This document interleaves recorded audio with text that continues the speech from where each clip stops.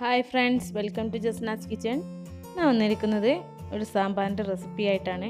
അപ്പം വീട്ടിൽ സാമ്പാർ പൗഡർ ഇല്ലെങ്കിലും നമുക്ക് എളുപ്പത്തിൽ തന്നെ വീട്ടിലുള്ള പൗഡർ ഉപയോഗിച്ച് സാമ്പാർ തയ്യാറാക്കി എടുക്കുന്നത് എങ്ങനെയെന്നാണ്.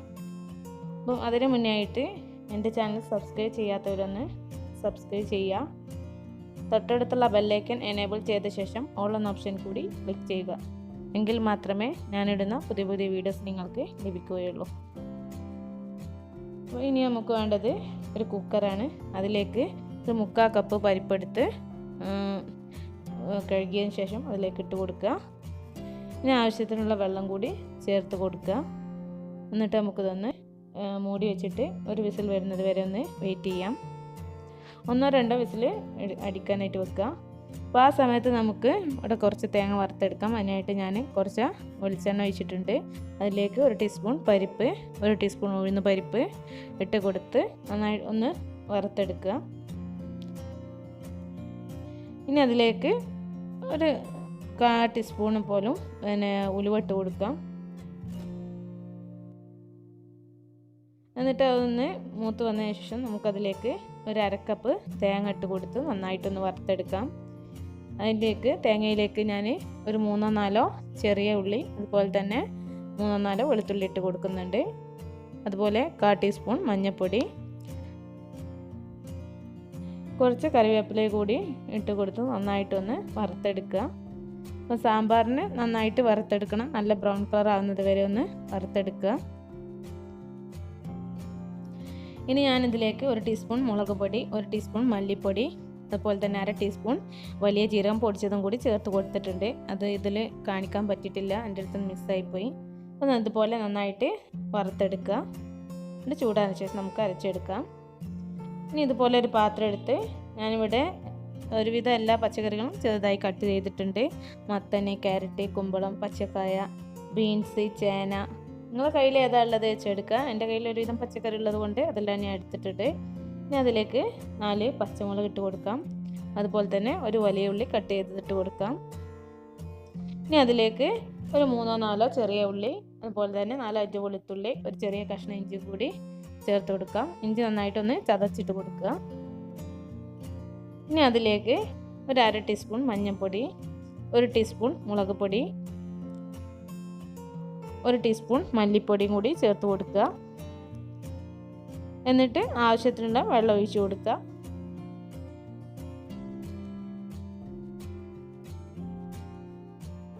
ഇനി നമുക്ക് ഈ പച്ചക്കറി അടുപ്പത്ത് വെച്ചൊന്ന് വേവിച്ചെടുക്കാം.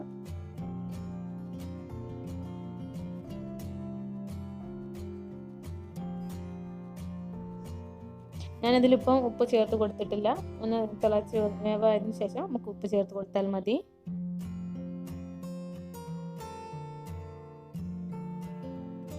നമ്മുടെ പച്ചക്കറി ഇവിടെ ഏകദേശം വേവൊക്കായി വന്ന് തുടങ്ങിയിട്ടുണ്ട്. അപ്പോൾ ഇനി അതിലേക്ക് പച്ചക്കറി മുഴുവൻ ആഡ് ചെയ്തിട്ടില്ലായിരുന്നു. വഴുതന, അതേപോലെ തന്നെ മുരിങ്ങക്കായ, തക്കാളി ഒക്കെ ഒന്ന് മറ്റേ പച്ചക്കറി ഏകദേശം വെന്ത് വന്നതിന് ശേഷം ചേർത്ത് കൊടുത്താൽ മതി. ഞാനത് ചേർത്ത് കൊടുത്തിട്ടുണ്ട്. ഇനി അതിലേക്ക് ആവശ്യമുള്ള ഉപ്പ് കൂടി ചേർത്ത് കൊടുക്കാം. അപ്പോൾ കറി ഇവിടെ നന്നായിട്ട് മറ്റേ എല്ലാ പച്ചക്കറികളും ഇവിടെ ഏകദേശം നന്നായിട്ട് തിളച്ച് വന്നിട്ടുണ്ട്. ഏകദേശം വേവൊക്കായി വന്നിട്ടുണ്ട്. ഇനി അതിലേക്ക് ആവശ്യത്തിനുള്ള വെള്ളം ചേർത്ത് കൊടുക്കുക. അത് ചൂടുവെള്ളം തന്നെ ചേർത്ത് കൊടുക്കുക.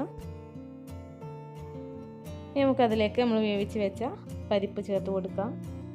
അപ്പോൾ ആവശ്യത്തിന് വെള്ളം ചേർത്ത് കൊടുക്കുക. പരിപ്പൊക്കെ ഇടുമ്പോൾ പിന്നെ കറി നന്നായിട്ട് ടൈറ്റായിട്ട് വരും. അപ്പോൾ ആവശ്യത്തിനുള്ള വെള്ളം ആദ്യം തന്നെ ചേർത്ത് കൊടുക്കുക. ഇനി അതിലേക്ക് കുറച്ച് പുളി പിഴിഞ്ഞത് ഒഴിച്ച് കൊടുക്കുന്നുണ്ട്. അപ്പോൾ കറിക്ക് ആവശ്യമായ പുളി ഒഴിച്ച് കൊടുക്കുക. സാമ്പാറിൽ അത്യാവശ്യം പുളി വേണം, എങ്കിലേ ടേസ്റ്റ് ഉണ്ടാവുകയുള്ളൂ. ഇനി ആ പുളി നന്നായി തിളച്ച് വന്നതിന് ശേഷം നമുക്കതിലേക്ക് അരച്ച് വെച്ച തേങ്ങ ചേർത്ത് കൊടുക്കാം.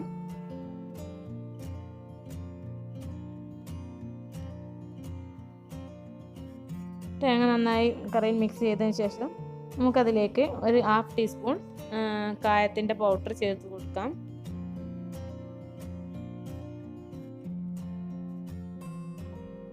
ഇതിനൊക്കെ നന്നായി കറിയിൽ നന്നായിട്ട് തിളച്ച് വന്നതിന് ശേഷം നമുക്ക് കുറച്ച് മല്ലിയില ചേർത്ത് കൊടുത്ത് കറി നന്നായിട്ടൊന്ന് തിളപ്പിച്ചെടുക്കാം.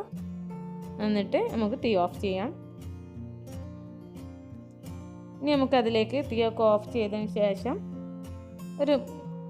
തീ ഓഫ് ചെയ്തതിന് ശേഷം ചേർത്ത് കൊടുത്താൽ മതി. തിളച്ച് വന്നതിന് ശേഷം തീ ഓഫ് ചെയ്തിട്ട് നമുക്കതിലേക്ക് ഒരു 3/4 ടീസ്പൂണ് ഉലുവാപ്പൊടി ചേർത്ത് കൊടുക്കാം. എന്നിട്ട് നന്നായിട്ടൊന്ന് മിക്സ് ചെയ്ത് കറി നമുക്ക് മൂടി വെക്കാം.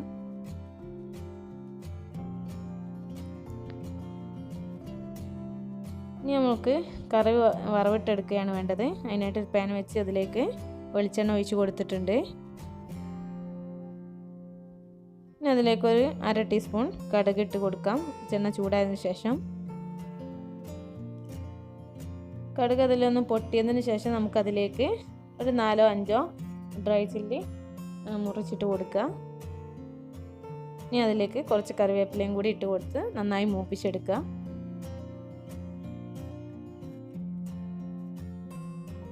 അപ്പോൾ നമ്മുടെ ഇതിവിടെ റെഡി വന്നിട്ടുണ്ട്. ഇനി നമുക്കത് കറിയിലേക്ക് ഒഴിച്ച് കൊടുക്കാം.